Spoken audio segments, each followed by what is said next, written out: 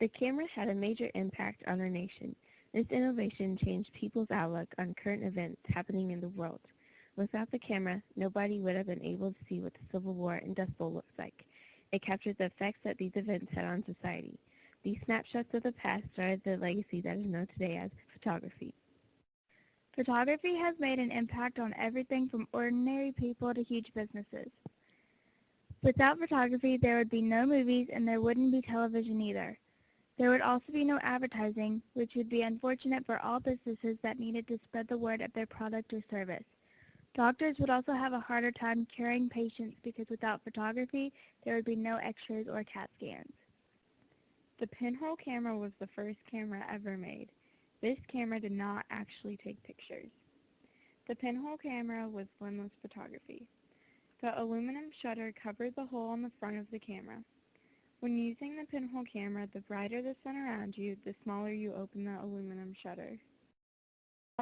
Camera obscura was not an actual camera, but it was really a philosophy. Back in 4 BC, it was really Aristotle during his time, and he was really known for being one of the first people to see this as well.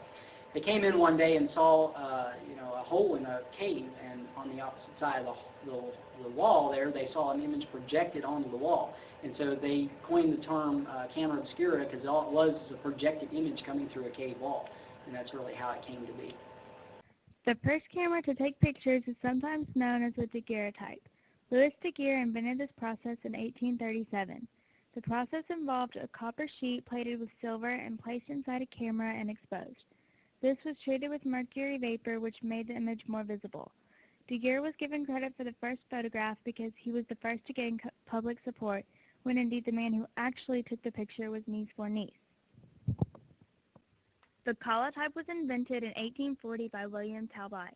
This process is known as negative-positive system. With the collotype, you were able to produce multiple photos from just one negative. The wet plate process was developed in the 1850s. This used glass to make a negative. The wet plate process can make duplicate detailed prints. There were many disadvantages to this process. It is very bulky, heavy, and had to be carried around a dark room. This was also a very slow process because it had to stay damp. The heliograph was created by Nice for Nice in 1826 and was the first permanent photographic process. It involved exposing power plates to the sun, then washing away the solvent, leaving a non-silver image. Kodak, using roll film base, started flexible film in 1888. Flexible film replaced glass plates. It was lightweight and made out of flexible material. Gelatin emulsions were discovered in 1871 by Richard Maddox. This allowed for the process of dry plates to be done without a darkroom.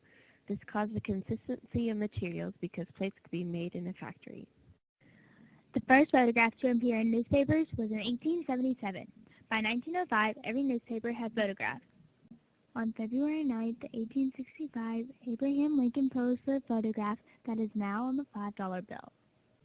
On April 14, 1865, Abraham Lincoln was shot by John Wilkes Booth. He died the next day. 4 others, including Lewis Powell, David Harold, Mary Surratt, and George Atzerodt, were hanged for being part of a plan to kill other political leaders. The camera was useful during this time because people were aware of the tragedy right after it happened. During the time of this innovation, there was a major problem going on in the United States. The Civil War, being fought between the northern and the southern states, was in progress. This was the first wartime photography.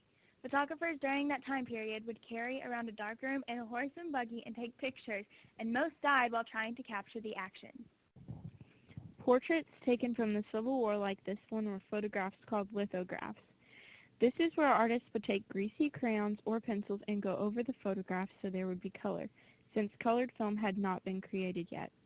The more light shined on the photograph, the better you could see it. Back in the Civil War era, that was really the first war that was really ever documented in photo history. It was the first major thing in history, really, that ever got photographed. Some interesting facts about it. Back in the day, people never smiled in their photography, and that was due to the fact that the exposures were extremely long. They used glass negatives, so they had to shoot in times where they had to carry around a darkroom in a covered wagon to be able to get their equipment to and fro different places. So if you were a photographer back in the day, it was a rough life because most photographers back in 1861 to 1865 got shot and killed. Most of them did not survive. So it was a very exciting time in history to be a photographer if you lived to tell about it. The Dust Bowl was a time when severe dust storms occurred, causing major ecological and agricultural damage to prairie from 1930 to 1940. During the dust storms, the static electricity was so bad it would short out cars, leaving people stranded in the middle of these dust storms. Dorothea Lange is famous for her photographs during these times. This is how Dorothea became known. Her photographs made it believable that the Dust Bowl was actually going on. Many people during the 1930s didn't believe anybody was living like that. Dorothea's photographs were proof, and people started to realize it was real. Ansel Adams is famous for black and white landscape photographs. Adams also wrote many books about photography and technical instruction manuals. Adams invented the zone system, a technique that allowed photographers to translate the light they saw into specific densities on negatives and paper, giving them better control of their finished photograph. He pioneered the idea of visualization of the finished print based upon the measured light that leaves in the scene being photographed. These photographs are a record of what many national parks were like before human intervention and travel. Dorothea Lange is best known for her Depression-era work. Lange's photographs humanized the tragic consequences of the Great Depression and profoundly influenced the development of documentary photography. Her most famous photograph, titled Migrant Mother, was the sixth and last time taken of Lange's haphazard visit to a migrant workers' campsite. She had initially passed the campsite, but 20 minutes later she turned around on the highway to take another look. Rumor has it that the two younger children's faces are turned away from the camera because they were smiling and laughing during the picture. Lange had them turn away to give the picture a more solemn, desperate mood.